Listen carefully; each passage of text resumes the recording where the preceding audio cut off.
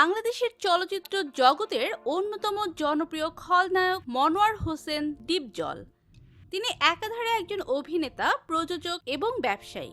বাংলা বাণিজ্যিক সিনেমায় খল চরিত্রে অভিনয় করে তিনি দর্শকদের মাঝে বিশেষভাবে পরিচিতি লাভ করেছেন। তার বিভিন্ন ডায়লগ ও ভয়ঙ্কর রূপ তাকে দেশের সবচেয়ে জনপ্রিয় খলনায়কদের একজন করে তুলেছে। তবে আপনারা কি জানেন তার ছেলে এখন কত বড় হয়েছে? নায়ক হয়ে সিনেমায় অভিনয় করতে আসছে ডিপজলের ছেলে। বিস্তারিত জানতে চ্যানেলটি সাবস্ক্রাইব করে ভিডিওটি দেখতে থাকুন। প্রিয় দর্শক, মনোয়ার হোসেন ডিপজলের জন্ম 6 এপ্রিল 1962 সালে। তার শৈশব এবং কৈশোর কেটেছে ঢাকার গাবতলী এলাকায়। তিনি শিক্ষা জীবনে খুব বেশি অগ্রসর না হলেও ব্যবসায়িক বুদ্ধিমত্তা এবং চলচ্চিত্রে আগ্রহের কারণে নিজের জীবনকে নতুনভাবে গড়ে তুলতে পেরেছেন। ডিপজল 1989 সালে টাকার পাহাড় সিনেমার মাধ্যমে চলচ্চিত্রে আত্মপ্রকাশ করেন। যদিও প্রথম দিকে তিনি নায়ক হওয়ার স্বপ্ন দেখতেন, তবে খলনায়ক চরিত্রে তিনি বেশি জনপ্রিয়তা অর্জন করেন। 1990-এর দশকের শেষের দিকে এবং 2000-এর দশকের শুরুতে ডিপজল একের পর এক হিট ছবি উপহার দিতে থাকেন। তার অভিনীত জনপ্রিয় চলচ্চিত্রের মধ্যে উল্লেখযোগ্য হলো টাকার পাহাড়, কঠিন বাস্তব, চাচু, বাবা নাম্বার 1 সহ আরো অনেক সিনেমা।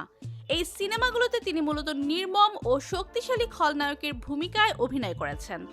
যদিও ডিপজল খলনায়ক হিসেবেই পরিচিত ছিলেন, পরবর্তীতে তিনি কিছু সিনেমায় ইতিবাচক চরিত্রেও অভিনয় করেন। বিশেষ করে পারিবারিক সিনেমাগুলোর মধ্যে চাচ্চু ও দাদিমা তাকে এক নতুনভাবে দর্শকদের সামনে তুলে ধরে।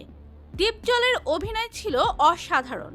তিনি খলনায়কের চরিত্রে ভয়ঙ্কর রূপ ধারণ করলেও তার কৌতুকপূর্ণ ও সংলাপ ভিত্তিক অভিনয় দর্শকদের আনন্দ দিত।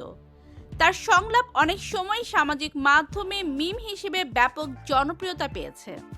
তার অভিনয়ের অন্যতম বৈশিষ্ট্য হলো চরিত্রে বাস্তবতার ছোঁয়া নিয়ে আসা। কঠিন বাস্তব সিনেমায় তিনি যে নিষ্ঠুর খলনায়কের চরিত্রে অভিনয় করেছেন তা বাংলা সিনেমার ইতিহাসে দৃষ্টান্ত হয়ে আছে। আবার কোটি টাকার কাবিন ও পিতার আসন এর মতো সিনেমায় তিনি কিছুটা নরম হৃদয়ের মানুষ হিসেবে নিজেকে উপস্থাপন করেছেন। চলচ্চিত্রে অভিনয়ের পাশাপাশি ডিপজল একজন সফল প্রযোজকও। তিনি একাধিক ব্যবসার মালিক এবং নিজস্ব প্রযোজনা প্রতিষ্ঠান থেকেও সিনেমা নির্মাণ করেছেন। তার প্রযোজিত অনেক সিনেমাই সুপারহিট হয়েছে এবং বাণিজ্যিক সাফল্য অর্জন করেছে। ডিপজল রাজনীতিতেও সক্রিয় ভূমিকা পালন করেছেন। তিনি ঢাকা সিটি কর্পোরেশনের কাউন্সিলর পদে দায়িত্ব পালন করেছেন। এছাড়া বিভিন্ন সামাজিক কর্মকাণ্ডেও তিনি নিয়োজিত আছেন। ডিপজলের পারিবারিক জীবন নিয়ে খুব বেশি তথ্য প্রকাশিত হয় না, তবে জানা যায় তার 3 ছেলে ও 1 মেয়ে রয়েছে। তার ছেলেরা বর্তমানে ব্যবসা ও ব্যক্তিগত জীবনে ব্যস্ত থাকলেও তার ছোট ছেলে নায়ক হওয়ার স্বপ্ন দেখছেন। ডিপজল এক সাক্ষাৎকারে বলেছেন, আমার ছেলে যদি অভিনয় করতে চায় তবে সে যেন পরিশ্রম করে নিজেকে প্রমাণ করতে পারে। আমি সিনেমায় এসেছিলাম কঠিন পরিশ্রম আর দর্শকদের ভালোবাসায়। অভিনয় করতে হলে সে যোগ্যতা থাকতে হবে। আমি কোনো কিছু চাপিয়ে দিতে চাই না, তবে যদি সে নিজের প্রতিভার মাধ্যমে জায়গা তৈরি করতে পারে সেটাই হবে সবচেয়ে ভালো। ডিপজলের ছোট ছেলে ইতিমধ্যে অভিনয়ের জন্য প্রস্তুতি নিচ্ছেন এবং তার বাবার মতো চলচ্চিত্রে নিজের প্রতিভা দেখাতে চান। পরিবারের সমর্থন ও নিজের প্রচেষ্টার মাধ্যমে তিনি একদিন বাংলা সিনেমায় নায়ক হিসেবে আবির্ভূত হবেন কিনা সেটাই এখন দেখার বিষয়। বর্তমানে ডিপজল চলচ্চিত্র জগতে কিছুটা অনিয়মিত হলেও মাঝে মাঝে বিভিন্ন গণমাধ্যমে তাকে দেখা যায়।